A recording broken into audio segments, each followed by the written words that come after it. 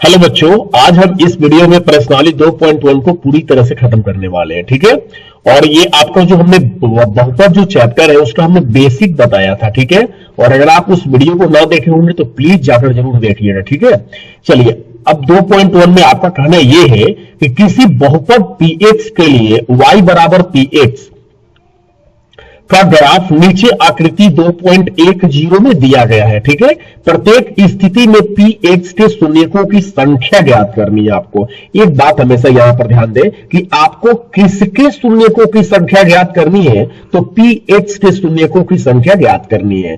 तो px के शून्यकों की संख्या वो होगी जो ग्राफ जो है आपका वो x अक्ष पर जितनी बार वो प्रतिच्छेद करेगी वह उस px के शून्यक होंगे। ठीक है, क्योंकि आपको px के शून्यकों की संख्या निकालनी है तो आपको यह देखनी है कि जो ग्राफ है वो x अक्ष पर कितनी बार प्रतिच्छेद किया हुआ है। ठीक है, तो आप यहां पर यह देखें कि जो x अक्ष पर ये जो ग्राफ है ये ग्राफ x अक्ष पर एक भी बार प्रतिच्छेद नहीं किया है। ये तो प्रतिच्छेद किया है किस अक्ष पर, ये तो y अक्ष है। ये y अक्ष पर नहीं करना है क्योंकि आपको px के शून्यकों की संख्या बतानी है। ठीक है, तो आपको यह देखना है कि जो ग्राफ है वो x अक्ष पर कितनी बार प्रतिच्छेद किया है।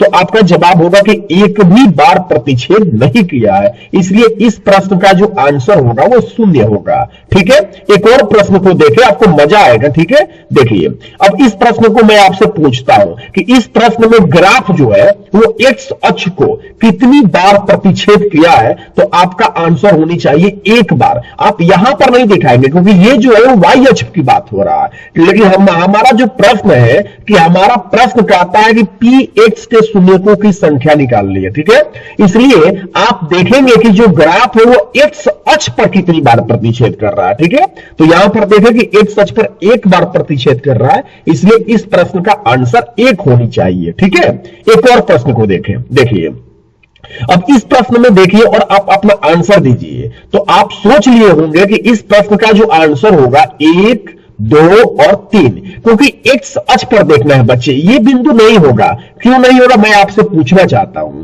तो आपका जवाब ये होना चाहिए कि ये जो बिंदु है वह x अक्ष पर नहीं है, ये y अक्ष पर है और हमको px के शून्यकों की संख्या निकालनी है, इसलिए हमको x अक्ष पर देखना है। ठीक है, कि ग्राफ x अक्ष पर कितनी बार प्रतिच्छेद कर रहा है। तो एक बिंदु ये, दूसरा बिंदु ये और तीसरा बिंदु है। ये तो इस प्रश्न का आंसर होना चाहिए 3 होना चाहिए। ठीक है, चलिए एक और प्रश्न की ओर देखते हैं और आप उसका आंसर मेरे बोलने से पहले आप दे दीजिए। चलिए इस प्रश्न का आंसर दे दीजिए। तो इस प्रश्न का आंसर सभी बच्चे सोच लिए होंगे कि इस प्रश्न का आंसर 2 होना चाहिए। ठीक है, क्योंकि जो ग्राफ है वो x अक्ष पर 2 बिंदुओं पर प्रतिच्छेद कर रहा है। ठीक है, इसी तरह से एक और प्रश्न की ओर चलते हैं और इसका आंसर देखते हैं, लेकिन इस प्रश्न का आंसर मैं फिर से बोल रहा हूं कि 2 होना चाहिए। ठीक है, चलिए अब इस प्रश्न का आप सभी लोग आंसर दीजिए। तो आपका जवाब यह होना चाहिए कि इसमें जो px के शून्यकों की संख्या होगी 1, 2, 3, 4। ठीक है, 4 होनी चाहिए। अगर जो बच्चा इस पर लगा रहा है तो वो गलत है। क्यों भाई गलत है? क्योंकि आपको px के शून्यकों की संख्या निकालनी है, इसलिए आपको x अक्ष पर ही देखना है कि ग्राफ x अक्ष पर कितनी बार प्रतिच्छेद कर रहा है। ठीक है, तो इस प्रश्न का आंसर होनी चाहिए 4 होनी चाहिए। ठीक है, एक और प्रश्न की ओर चलते हैं, उसको देखते हैं। देखिए और ये लास्ट प्रश्न है 2.1 का। ठीक है, तो देखिए इसमें जो आपका जो आंसर होनी चाहिए 1, 2 और एक बिंदु ये, यानी कि इस प्रश्न का आंसर होनी चाहिए 3। ठीक है, तो मुझे उम्मीद है कि आप सभी बच्चों को ये वीडियो जरूर अच्छा लगा होगा। मैंने 2.1 प्रश्नावली को पूरी तरह से खत्म कर दिया बच्चे। अब अगले 2.2 हम अगले वीडियो में लेकर आएंगे। ठीक है, तब तक के लिए धन्यवाद।